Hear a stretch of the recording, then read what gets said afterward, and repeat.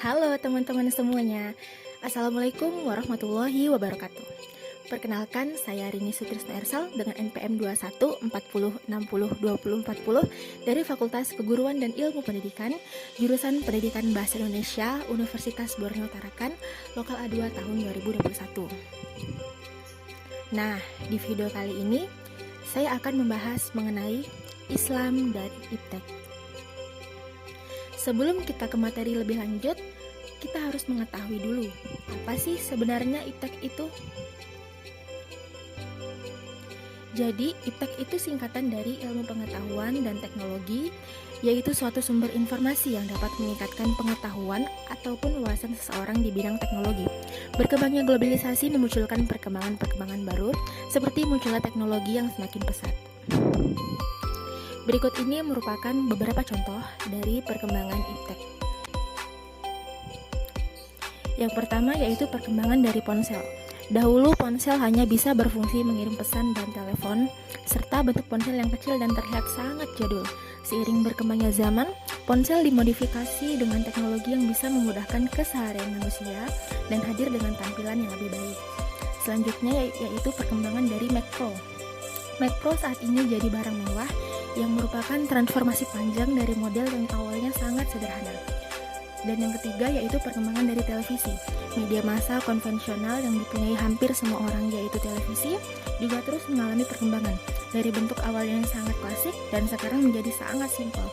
Dari TV datar, melengkung sampai yang bisa dilipat sekarang sudah tersedia. Dan yang terakhir, perkembangan dari flash disk. Menyimpan data dahulu ialah hal yang sangat sulit. Disket hanya muat maksimal 3 MB dan seiring berjalannya waktu, sekarang sudah ditemukan flash disk yang mampu menyimpan hingga 2 TB. Islam mendorong umatnya untuk mengembangkan ilmu pengetahuan dan teknologi. Berbeda dengan pandangan dunia barat yang melandasi pengembangan ipteknya hanya untuk kepentingan material. Sedangkan Islam mementingkan pengembangan dan penguasaan iptek untuk menjadi sarana ibadah. Posisi Al-Quran terhadap ilmu dan teknologi mengatakan bahwa bagi umat Islam yang beriman kepada Al-Quran, belajar mengembangkan ilmu pengetahuan dan teknologi merupakan atribut dari keimanannya. Secara jelas juga telah ditunjukkan bahwa orang-orang berilmu akan memperoleh pahala yang tidak ternilai di hari akhir. Belajar dan mengembangkan iptek merupakan bentuk keimanan seseorang dan menjadi daya penggerak untuk menggali ilmu. Memandang betapa pentingnya mempelajari ilmu-ilmu lain selain ilmu syariat, yakni iptek, dalam perspektif Al-Quran.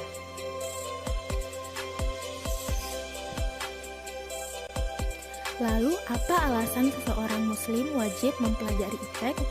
Terdapat 3 alasan yang memperkuat pernyataan bahwa seseorang muslim wajib mempelajari iptek. Alasan yang pertama, yaitu pengetahuan dari suatu ilmu merupakan persyaratan pencapaian tujuan Islam. Maksudnya, sebagaimana dipandang oleh syariat, mencarinya merupakan sebuah kewajiban karena merupakan kondisi awal untuk memenuhi syariat.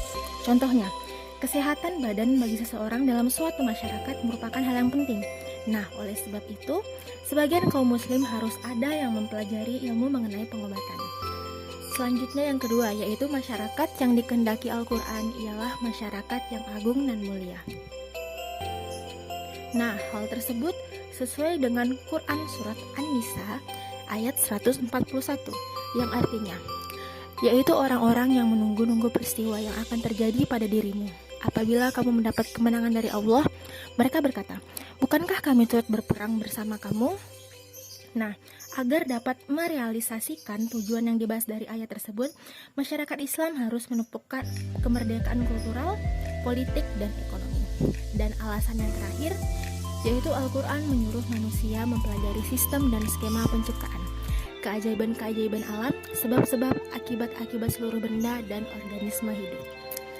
Di antara ayat-ayat Al-Quran yang menjadi landasan iptek antara lain, yang pertama dari Quran Surat Ar-Rum ayat 22, yang artinya, dan di antara tanda-tanda kekuasaannya ialah menciptakan langit dan bumi dan berlain-lainan bahasamu dan warna kulitmu. Sesungguhnya pada yang demikian itu benar-benar terdapat tanda-tanda bagi orang-orang yang mengetahui. Yang kedua dari Quran Surat Al-An'am ayat 97, yang artinya dialah yang menjadikan bintang-bintang bagi kalian, wahai sekalian manusia, sebagai petunjuk arah yang kalian dapat mengenali jalan-jalan pada malam hari. Melalui bintang-bintang tersebut, ketika kalian tersesat jalan akibat pekatnya kegelapan malam di darat maupun laut.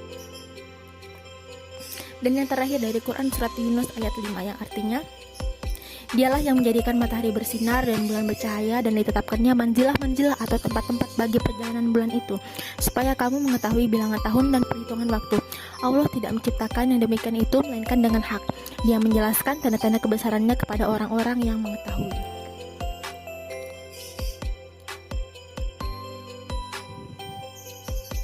Menengok sejarah peradaban Islam zaman dulu, kita akan menemukan para ilmuwan muslim yang mengembangkan iptek. Tokoh-tokoh semisal Muhammad bin Musa al-Khawarizmi, seorang matematikawan, Abu Ar-Rahman Muhammad bin Ahmad al-Biruni, seorang fisikawan, Jabir bin Hayyan al-Kufi as-Sufi, seorang kimiawan, Ad-Dinawari, seorang biologi, dan Muhammad al-Fazari, seorang astronom, merupakan beberapa di antara ilmuwan Islam yang sangat jenius saat itu.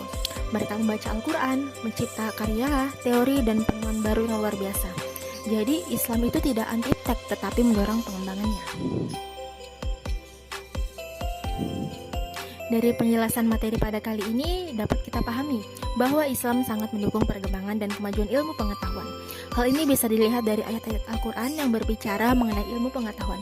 Bahkan dalam Al-Quran sendiri tidak ada perintah menambah sesuatu kecuali perintah menambah ilmu pengetahuan seperti yang terdapat pada ayat 114 dari surat At-Taha.